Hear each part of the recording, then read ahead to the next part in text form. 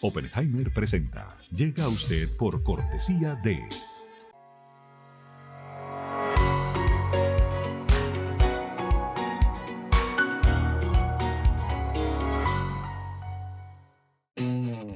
UAD es más que una universidad, es vivir una experiencia única de aprendizaje. Es tu tiempo de vivir. UAD Experience. ¿Por qué hay gente infeliz en todas partes? Las encuestas muestran que hay una ola de insatisfacción y un aumento de estrés, tristeza y frustración que recorre el mundo. En Cómo salir del pozo, el periodista Andrés Oppenheimer comparte novedosas estrategias para combatir la infelicidad. Con entrevistas a los máximos gurúes mundiales de la nueva ciencia de la felicidad, nos cuenta cómo los países, las empresas y las personas están usando la inteligencia artificial y la psicología positiva para aumentar su satisfacción de vida. Ya está a la venta en librerías y tiendas en línea.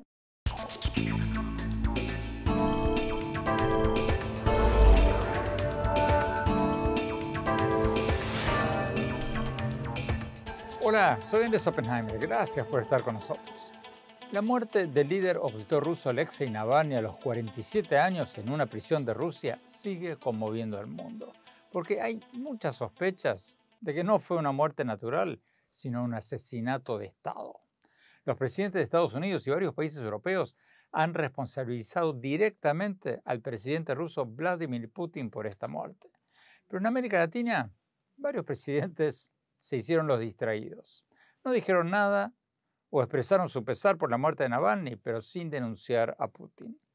Ni siquiera dijeron nada del hecho de que Navalny fue apenas el más reciente de varios críticos de Putin que han sido asesinados o aparecieron muertos en circunstancias muy, pero muy sospechosas en los últimos años. Hoy vamos a analizar qué impacto va a tener la muerte de Navalny. Hay muchas preguntas. Si Navalny fue asesinado por Putin o por órdenes de Putin, ¿esto va a marcar el final de cualquier pretensión, de cualquier simulación de normalidad democrática en Rusia? Y si es así, si ese es el caso, ¿va a pasar lo mismo en otros países aliados de Rusia, en todo el mundo, incluyendo en América Latina? ¿Estamos entrando en una nueva era de impunidad en que los autócratas se van a sentir cada vez más libres de asesinar a sus opositores sin pagar ningún costo político o diplomático? Y vamos a hablar también de los últimos acontecimientos en la guerra de Ucrania, porque Rusia parece estar ganando terreno en el campo de batalla. Y para complicar más las cosas, un grupo de legisladores del Partido Republicano de Donald Trump en Estados Unidos está poniéndole trabas a la ayuda de Estados Unidos a Ucrania en el Congreso de Estados Unidos. Vamos a hablar de todo esto con dos expertos en Rusia y en Ucrania. Y más tarde en el programa, en nuestro segmento habitual, El Innovador de la Semana, vamos a tener un joven fascinante. Vamos a hablar con Franco Palacios, un joven mexicano de 24 años que fundó una empresa de inteligencia artificial que, entre otras cosas, ofrece, escuchen esto, un servicio para neutralizar el acento de los trabajadores de los call centers, o sea, de los centros de atención al cliente. O sea, este servicio de inteligencia artificial permite que una persona en Estados Unidos, por ejemplo, pueda llamar a un call center en India y le responden en tiempo real en un inglés con acento estadounidense. Le vamos a preguntar a Franco si esto va a ser aplicable a América Latina y a cuánto tiempo estamos de que una persona que trabaja en un call center en México, en Argentina, en Colombia, en cualquier parte de América Latina pueda atender a clientes de Estados Unidos en inglés y que su voz salga con acento estadounidense. Increíble. Bueno, empecemos con el tema de Rusia y la muerte o el asesinato de Navalny. Tenemos con nosotros al profesor Vladimir Rubinsky, director del Laboratorio de Política y Relaciones Internacionales de la Universidad ICES de Colombia y autor de varios libros sobre las relaciones entre Rusia y América Latina. Profesor Rubinsky, gracias por estar con nosotros, gracias. Profesor, el presidente de Estados Unidos y varios otros jefes de Estado responsabilizaron directamente a Putin por la muerte de Navalny. Si ese fue el caso, ¿cómo se explica que Putin ordenara esto sabiendo que se vendría una ola de críticas internacionales? Desde mi punto de vista, Vladimir Putin ha llegado a tener una posición cuando le importa cada vez menos lo que están hablando sobre él en el ámbito internacional.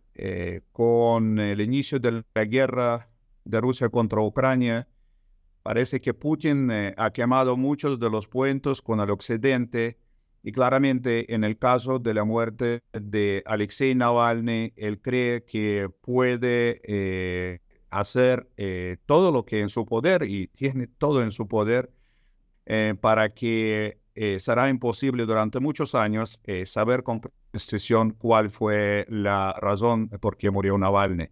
Él tiene control sobre la investigación, él tiene control sobre la investigación criminal, él tiene control sobre los servicios secretos del Estado ruso y en este contexto yo creo que básicamente a Putin la reacción del Occidente le importa cada vez menos. Navalny había vuelto a Rusia después de que le salvaron la vida en Alemania, en un hospital en Alemania, tras haber sido envenenado en Rusia en el 2020. Pero si Putin tuvo algo que ver con esto, con la muerte de Navalny, ¿qué ganaba con eso? ¿Y por qué ahora? ¿Era para intimidar a la oposición o para qué lo habría hecho? Cuando Alexei Navalny decide volver a Rusia, muchas personas estuvieron preguntando por qué Navalny decide regresar a Rusia, a pesar de que era muy obvio que él no va a poder estar en la libertad, que le va a poner a la cárcel. Y el hecho de regresar a pesar de todo esto demostró una superioridad mayor moral, si quiere, de Alexei Navalny. Y este hecho que le transformó efectivamente en el líder de la oposición a Vladimir Putin. Y yo creo que allí precisamente es el mensaje que Vladimir Putin quiere mandar a todos los que tratan de hablar contra él, que tratan de hacer algo contra él, que esto es algo que va a terminar con una muerte. Y en este momento yo creo que en Rusia básicamente no ha quedado ninguna persona que tenía el mismo poder, si quiere, moral que tenía Alexei Navalny como líder de la oposición. ¿Qué era lo que más molestaba de Navalny al régimen ruso? ¿Eran sus críticas a la falta de democracia, sus críticas a la guerra de Ucrania o sus acusaciones de corrupción contra Putin? ¿Qué es lo que más ruido le hacía al régimen ruso? Todo esto sí, claramente tenían muy descontentos los miembros del gabinete de Putin mismo, pero también muchos de los generales del ejército, las personas encargadas en los temas de seguridad, porque lo que estaba haciendo Navalny es revelar cómo ellos estuvieron robando al Estado ruso, cómo hubo todo ese proceso de enriquecimiento ilícito, con todas las evidencias, con las fotografías. Pero yo creo que sobre todo lo que más molestaba a Vladimir Putin y la gente de su círculo más cercano es esta libertad, es esta valentía de Navalny para poder decir: yo no tengo miedo a ustedes. Ustedes pueden tener alrededor de ustedes miles de los soldados, miles de los agentes de los servicios especiales. Ustedes pueden meterme a la cárcel, pero yo no tengo miedo a ustedes. Y esto yo creo que lo que más destacaba Alexei Navalny, y por eso se transformó en el líder real de la oposición en Rusia. La muerte de Navalny ocurrió pocas semanas antes de las elecciones presidenciales de Rusia, que van a tener lugar entre el 15 y el 17 de marzo. ¿Navalny tenía algún impacto en la campaña electoral? Porque Putin ya ha proscrito o encarcelado prácticamente a casi todos los principales líderes opositores. ¿Tiene la reelección casi asegurada o no? La política en Rusia tiene mucho que ver con los símbolos con una carga emocional muy fuerte. Y en este contexto, desde esta perspectiva, Alexei Navalny efectivamente se transformó en este símbolo. Solo por el hecho de estar en cárcel y continuar hablando a través de sus abogados mandar mensaje a la opinión pública rusa, él sí tenía impacto sobre las elecciones. Tenemos que ir a un corte. Cuando volvamos, vamos a preguntarle al profesor Rubinsky por qué los presidentes de México, Brasil, Colombia y otros países no se unieron a las condenas al régimen de Putin por la muerte de Navalny. Y después vamos a hablar con el joven de 24 años que fundó una empresa de inteligencia artificial que, entre otras cosas, neutraliza el acento en inglés de quienes atienden los call centers. No se vayan, ya volvemos. Exclusivas residencias de lujo frente al mar en Miami. El nuevo desarrollo de Fortune International Group y Chateau Group. Una ubicación privilegiada con inmejorables vistas al mar y la ciudad. The St. Regis Residences, Sunny Isles Beach en Miami, es el lugar perfecto para una vida soñada. La impecable arquitectura y el refinado estilo de St. Regis, junto con los exclusivos servicios y amenidades, ofrecen una experiencia inigualable.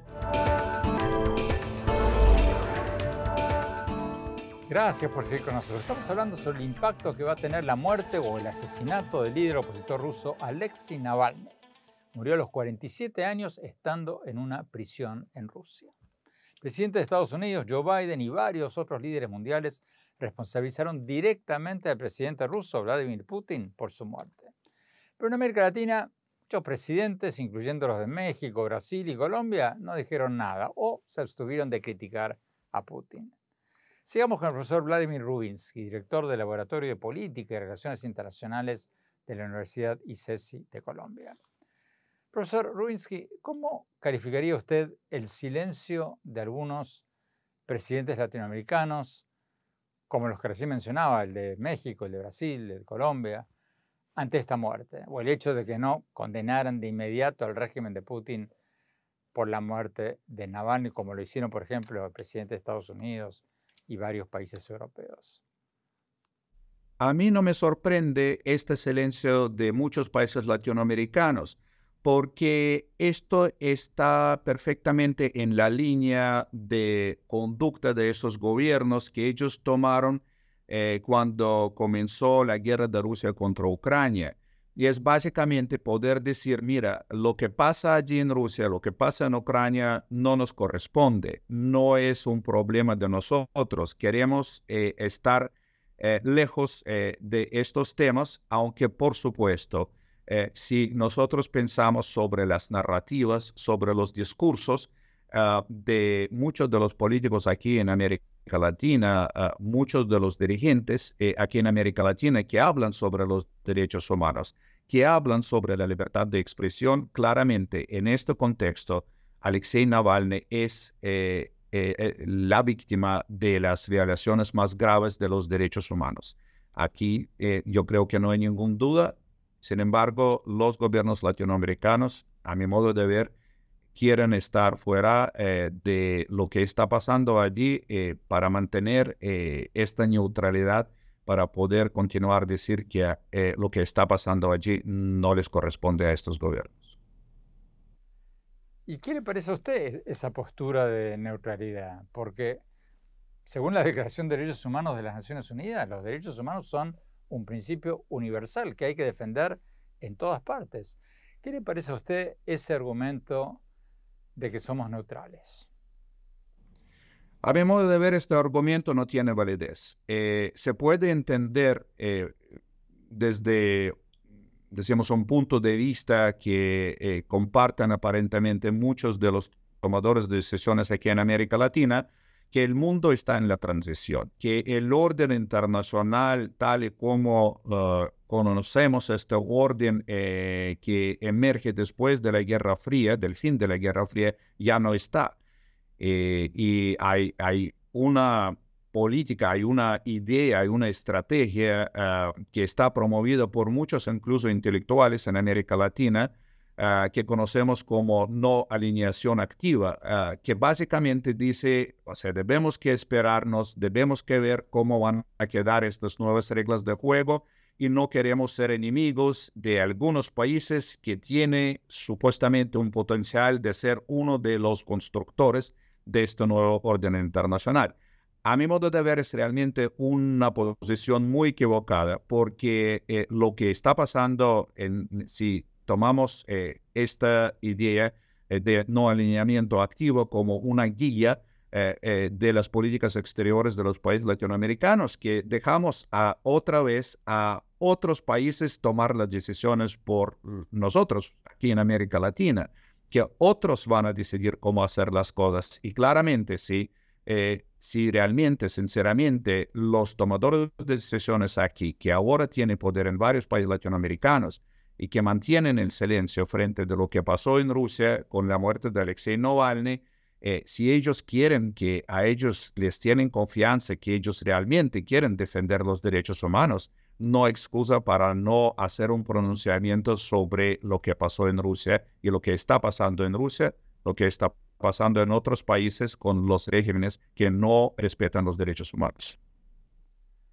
O sea, si lo entiendo bien, los países que mantienen silencio ante la muerte de Navalny, ante la invasión rusa a Ucrania, ante este tipo de situaciones, se quedan fuera de juego en la toma de decisiones mundiales, aunque muchos inicialmente votaran en la ONU condenando la invasión de Ucrania. Por supuesto, por supuesto. Si estos líderes realmente lo que quieren, que el nuevo orden mundial tiene como su prioridad el respeto para los derechos humanos, los respetos para los derechos básicos que tenemos todos los ciudadanos de todos los países, para poder hablar abiertamente de lo que nosotros pensamos, para tener la libertad de conciencia, para tener muchos otros derechos que sí tenemos aquí en América Latina, que tienen otros países, pero que están muy restringidos en los países como la Rusia de Vladimir Putin. Estos líderes tienen que tomar el liderazgo en el sentido que tienen que denunciar las violaciones de los derechos humanos, las violaciones para muchos otros derechos de ciudadanos, que ocurren en los países como Rusia, que ocurren en otros países. Esto deben hacer, si no, si van a quedar fuera de estas nuevas reglas de juego y les va a tocar aceptar un orden internacional que no necesariamente corresponde a sus ideales, si estos son sus ideales. Profesor Vladimir Rubinsky, muchísimas gracias por su tiempo. Tenemos que ir a un corte. Cuando hablamos, vamos a hablar con otro importante experto sobre los recientes avances de las tropas rusas que invadieron Ucrania. Y después vamos a hablar con el joven de 24 años que fundó una empresa que con inteligencia artificial neutraliza el acento en inglés de quienes atienden los call centers en otras partes del mundo. No se vayan, ya volvemos.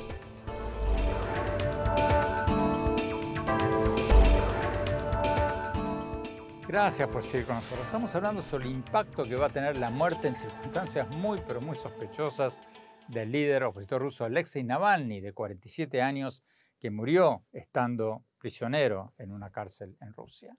El presidente de Estados Unidos, Joe Biden, y varios otros líderes mundiales responsabilizaron directamente al presidente ruso Vladimir Putin de esta muerte. Pero en América Latina, muchos presidentes, como los de México, Brasil y Colombia, no dijeron nada o se abstuvieron de criticar a Putin. Tenemos con nosotros al embajador William Taylor, vicepresidente para Europa y Rusia del Instituto de Estados Unidos para la Paz, un grupo no gubernamental, y ex embajador de Estados Unidos en Ucrania. Vamos a la entrevista. Embajador Taylor, permítame empezar con las últimas noticias sobre el frente de batalla en Ucrania. Según estas últimas noticias, Ucrania se ha visto obligada a abandonar algunas zonas como la ciudad de Ártica y las tropas rusas están a la ofensiva. ¿Qué tan serias son estas noticias, estos informes?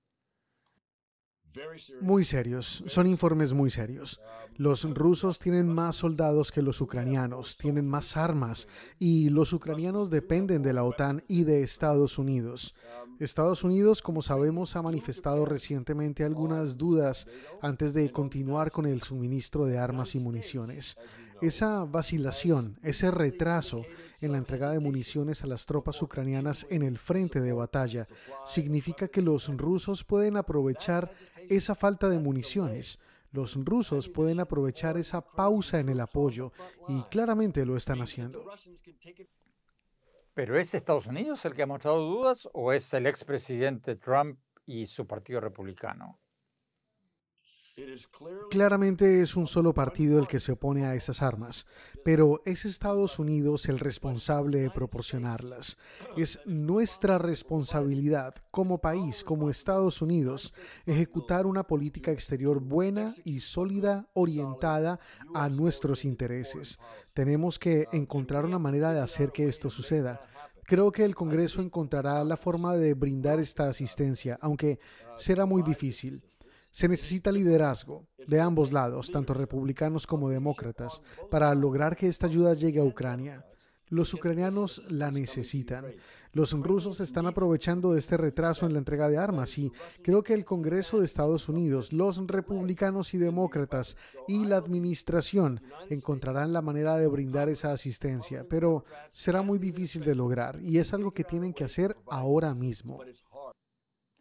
Finalmente, embajador, varios líderes latinoamericanos como los presidentes de Brasil, México, Colombia y otros no han responsabilizado a Putin por el presunto asesinato de Navalny, o por lo menos no lo han hecho todavía. ¿Qué piensas sobre eso?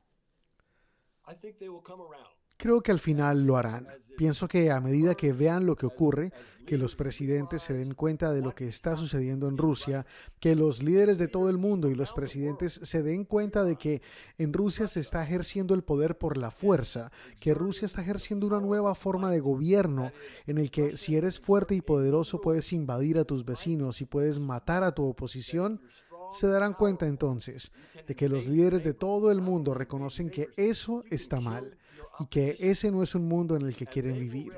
Ese no es un mundo en el que quieran que vivan sus naciones. Preferirían tener un mundo, creo yo, que respete la soberanía de las naciones, que respete la vida, que no permita que un líder autocrático invada a su vecino o mate a su oposición. Creo que eso quedará muy claro para todos los líderes del mundo. Entonces, ¿qué le dice usted a gente como Tucker Carlson y otros que dicen que no hay nada de nuevo en esto porque muchos líderes siempre han matado gente? Yo digo que eso está mal y yo preguntaría a sus espectadores, a los gobiernos, a la gente en general, ¿es ese el mundo en el que quieren vivir? ¿Es eso lo que quieren ver? ¿Que los líderes maten a la gente? No, eso no está bien, eso es moralmente incorrecto, es políticamente incorrecto, no tiene sentido y eso será condenado por personas y presidentes de todo el mundo. O sea, si no lo hacemos, va a sentar un precedente. Un precedente horrible. Si Putin se sale con la suya invadiendo a su vecino ucraniano, matando a sus líderes de oposición, violando todas las normas, estándares, acuerdos y principios que han hecho de este mundo un lugar mejor desde la Segunda Guerra Mundial. Si Putin se sale con la suya, otras naciones, otros dictadores, otros autócratas verán que ellos también podrán hacer lo mismo. Tenemos demasiados autócratas, demasiados dictadores en todo el mundo que se sienten tentados a hacer lo que está haciendo Putin. Y si Putin se sale con la suya, ellos también se verán tentados a hacerlo. Por lo tanto, debemos apoyar a los ucranianos para detener a Putin ahora mismo. Embajador Taylor, muchísimas gracias. Tenemos que ir a un corte. Cuando volvamos, vamos a hablar con el joven mexicano de 24 años que fundó una empresa de inteligencia artificial que, entre otras cosas, neutraliza el acento en inglés de quienes trabajan, de quienes atienden llamados en los call centers o centros de atención al cliente. No se vayan, ya volvemos.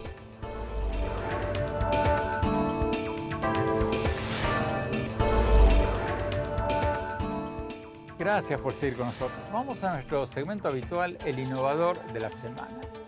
Hoy vamos a tener con nosotros a Franco Palacios, un joven mexicano de 24 años que creó una empresa llamada Creai, una empresa de soluciones tecnológicas que, entre otras cosas, usa la inteligencia artificial para neutralizar el acento en inglés de quienes trabajan en call centers o centros de atención al cliente en todo el mundo. O sea, con la ayuda de la inteligencia artificial, una persona en Estados Unidos puede llamar a un call center en India, por ejemplo, y le responden en tiempo real en un inglés con acento estadounidense. La empresa de Franco nació el año pasado, ya reporta tener 8 empresas como clientes y haber facturado $1.200.000. Vamos a la entrevista. Franco, Gracias por estar con nosotros. Franco, ¿qué hace exactamente tu empresa Creai? Pues Creai en un gran resumen es un software factory o una fábrica de desarrollo de software enfocada en inteligencia artificial. Entonces, al final entendemos el problema de que pueda tener una compañía o visualizamos a nivel de consultoría una optimización, una oportunidad de reinventar y optimizar un negocio o un proceso, un valor agregado. Implementamos inteligencia artificial de modelos de deep learning propios hasta integraciones de LLMs, de modelos de lenguaje natural, donde tenemos dos áreas principales, la eficiencia operativa y el valor agregado que le damos a la empresa. Hoy trabajamos con más de 20, 25 compañías en México y hacemos diferentes tipos de implementaciones. Una de las soluciones tecnológicas que ofrece tu empresa es un neutralizador de acentos para call centers, para centros de atención al cliente. ¿Qué hace el neutralizador de acento? ¿Es así como suena? O sea, una persona en Estados Unidos llama a un call center en India o cualquier otra parte y le responden en un inglés con acento estadounidense o más neutro. Claro, es muy interesante porque este desarrollo nace particularmente para una compañía de call center que tiene agentes en la India y obviamente por el acento que tienen los agentes de la India en inglés, pues empieza a haber un tema de satisfacción del cliente más bajo y hay contratos que no puede tomar esta operación de call centers, es de más de 7,000 agentes. No lo puede tomar porque el cliente le exige cierto nivel y para tener ese nivel de acento inglés tendría que ir a contratarlo a los Estados Unidos. Entonces empezamos a ver la posibilidad de generar un modelo de deep learning propio que altere los fonemas prácticamente en tiempo real, en menos de medio segundo, alterar los fonemas de tal manera que cambie la escucha del acento de una voz sintética. Entonces, básicamente, el cliente en Estados Unidos lo escucha como si estuviera hablando con alguien nativo. Y eso es muy interesante porque le sube el nivel de inglés, obviamente, al call center y a la gente. Y entonces, bueno, pues la compañía puede optar por mejores contratos. ¿Y eso es aplicable para América Latina? ¿Para la gente que trabaja en inglés en call centers en América Latina para atender a clientes en Estados Unidos? ¿Neutraliza el acento de un mexicano, un argentino que están hablando con un estadounidense en Estados Unidos? La misma operación esta de la India también tiene agentes en Guatemala, entonces también lo vamos a empezar a implementar eventualmente en Guatemala. Sí se puede en Latinoamérica y no solo eso, sino que la siguiente etapa es generar no solo un neutralizador de acento, sino una traducción en tiempo real.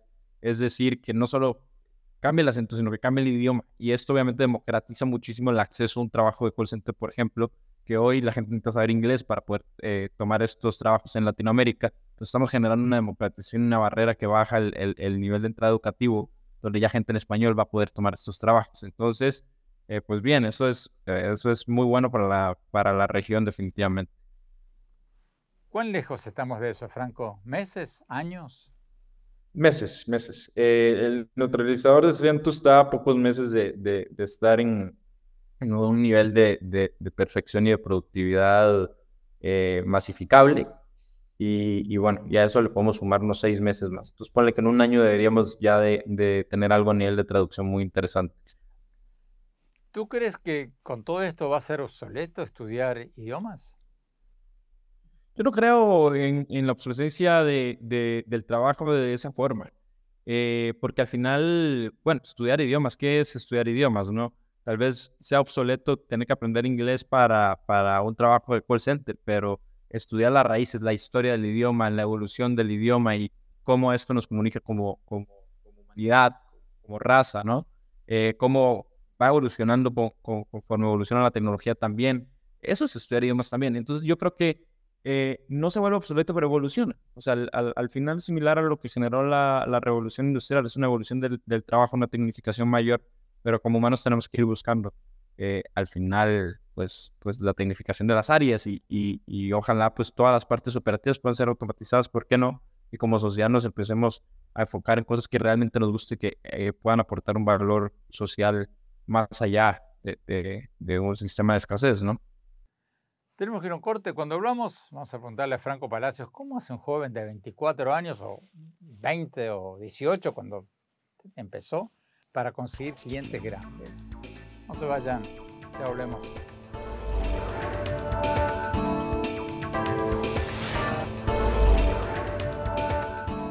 Gracias por seguir con nosotros. Estamos hablando con Franco Palacios, el joven mexicano de 24 años que fundó la empresa de soluciones tecnológicas que, entre otras cosas, usa la inteligencia artificial para neutralizar el acento en inglés de quienes atienden llamados en call centers o centros de atención a clientes en todas partes del mundo. O sea, con este servicio una persona en Estados Unidos puede llamar a un call center en India o en cualquier lugar de América Latina y le responden en tiempo real en un inglés con acento estadounidense.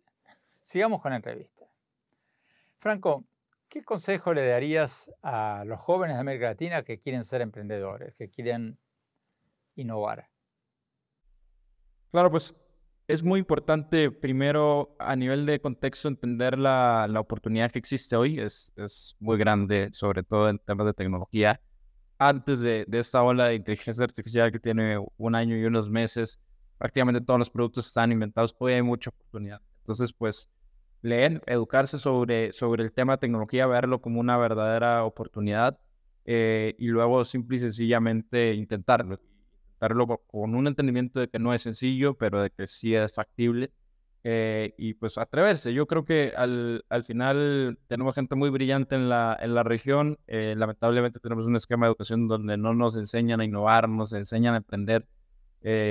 Y esto hay que quitarlo de la mente y entender la factibilidad de lo que es crear productos y crear soluciones. Y tenemos muchísimos problemas en Latinoamérica, necesitamos muchísimos innovadores para solucionarlos. Entonces, pues esa es la mentalidad que ocupamos en la región definitivamente. Pero, Franco, algo que se deben estar preguntando muchos jóvenes que nos están viendo, que quieren empezar a innovar y emprender. ¿Cómo hace un joven de tu edad o más joven, como eras tú cuando empezaste, para conseguir clientes? ¿Cómo conseguiste tú que grandes empresas quieran contratar o siquiera escuchar a un joven de 18, 20, 24 años? Claro. Bueno, primero, no contratan a un joven de 18, 20, 24 años, contratan una compañía con una estructura, gente con muchísima experiencia. Esto obviamente se hace con mucha visión, trayendo a toda la gente con potencial en áreas de tecnología, áreas comerciales, áreas de finanzas, ¿verdad? Que entiendan la visión que tienes de esta gran idea que tú hablas, te acompañen a formar esta estructura y ya con toda esta experiencia, pues es mucho más factible a través de contactos, a través de procesos comerciales, atraer a estos clientes y que les haga sentido trabajar contigo si tienes una buena idea y una buena estructura. Pero obviamente te asociaste con gente con mucho más experiencia, con mucho más edad. Claro.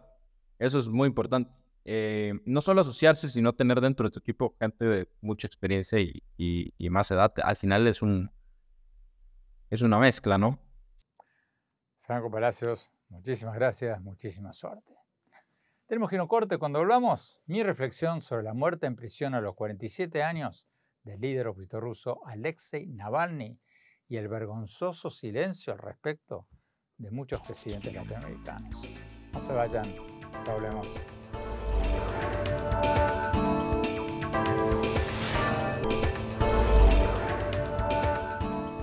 Gracias por seguir con nosotros. Los presidentes de Estados Unidos y varios países europeos han responsabilizado directamente al presidente de Rusia, Vladimir Putin, por la muerte del líder opositor ruso Alexei Navalny.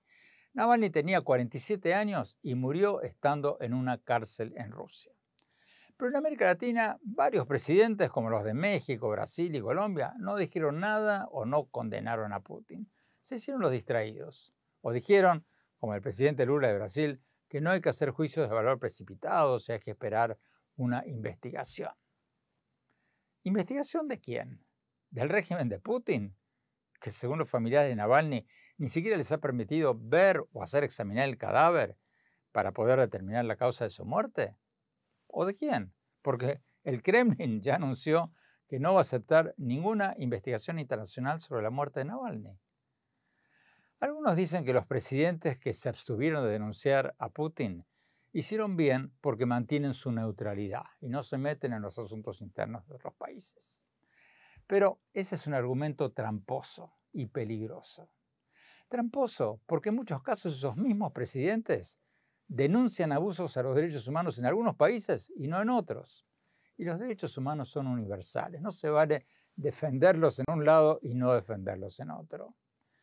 Y también es un argumento peligroso, porque la muerte de Navalny puede sentar un precedente terrible en todas partes. Si la muerte del líder opositor y preso político más conocido de Rusia queda impune, si nuestros países ni siquiera van a emitir un comunicado de preocupación, por lo menos por el hecho de que Navalny murió en prisión bajo la custodia del gobierno ruso, si nuestros presidentes y nuestros países no protestan, ¿no estamos sentando un precedente para que los presidentes autoritarios se sientan empoderados para matar a sus rivales políticos en todos nuestros países sin sufrir un costo político internacional? Y hay otro argumento de orden más práctico. Muchos presidentes latinoamericanos que predican la neutralidad se quejan al mismo tiempo de que nadie los escucha, de que los países latinoamericanos no tienen suficiente voz ni voto en las grandes decisiones mundiales. Bueno, es justamente por eso, por esa falsa neutralidad que nos deja fuera de juego en la toma de las grandes decisiones mundiales, o por lo menos las grandes decisiones de las potencias occidentales.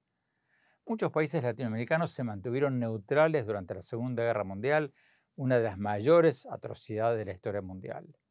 Y varios presidentes latinoamericanos no condenaron personalmente la invasión no provocada de Rusia a Ucrania, como ahora no condenan la muerte en prisión de Navalny. ¿Y de qué les sirve esa supuesta neutralidad? De nada. Al contrario, hay momentos en que la neutralidad se convierte en complicidad. Y este es uno de ellos. Cuando se trata de la defensa de la democracia y los derechos humanos, la neutralidad está muy, pero muy cerca de la complicidad. Bueno, los dejo con esa reflexión. Los invito a visitar mi blog sobre política, economía, innovación, educación en el sitio de internet andresopenheimer.com. Visítenme en mis redes sociales, en X, lo que en sus buenos tiempos se llamaba Twitter, en mi página de Facebook, en mi cuenta de Instagram. Y no se pierdan mi nuevo libro, Cómo salir del pozo. Muy, pero muy apropiado para los tiempos actuales. Gracias. Hasta la semana próxima.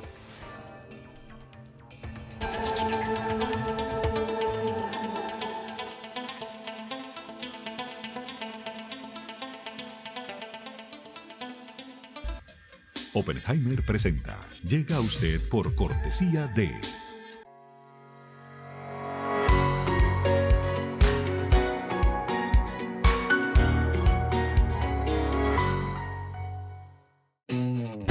UAD es más que una universidad, es vivir una experiencia única de aprendizaje. Es tu tiempo de vivir. UAD Experience.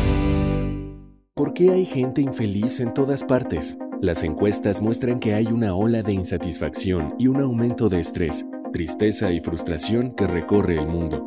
En Cómo salir del pozo, el periodista Andrés Oppenheimer comparte novedosas estrategias para combatir la infelicidad. Con entrevistas a los máximos gurúes mundiales de la nueva ciencia de la felicidad, nos cuenta cómo los países, las empresas y las personas están usando la inteligencia artificial y la psicología positiva para aumentar su satisfacción de vida. Ya está a la venta en librerías y tiendas en línea.